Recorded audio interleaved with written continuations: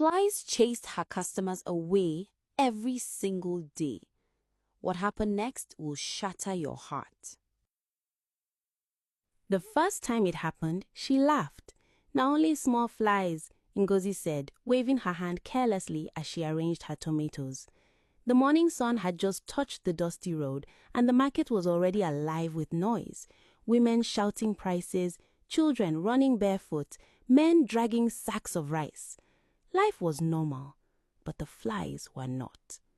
They came in groups, thick, dark, restless. They circled her table like something was calling them. At first, it looked like nothing. Flies were common in the market. Nobody cared. But these ones, they refused to leave. A customer came close. "How much for this pepper?" the woman asked, bending slightly. Before Ngozi could answer, the flies rose in a loud buzzing sound and settled on the woman's arm. "Jesus!" she screamed, shaking her hand. "What is this?" Ngozi forced a laugh. "Don't mind them, I will chase them away." She grabbed a piece of cloth and began to wave it hard. The flies scattered, but only for a second. Then they came back, more of them. The woman frowned. Your place smells somehow." Ngozi froze. "Smell?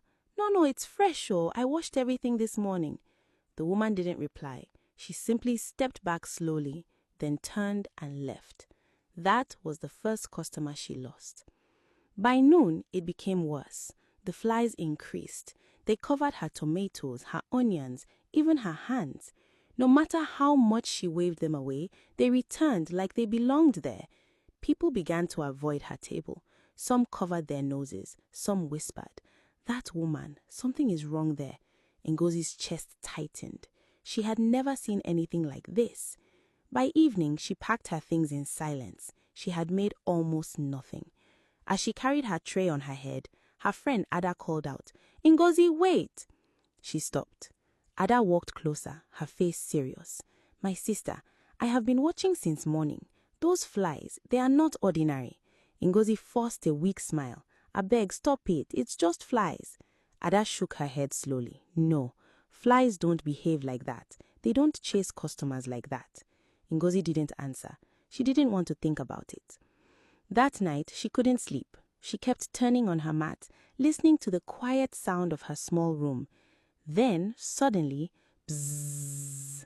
Her eyes snapped open. The sound again, closer this time.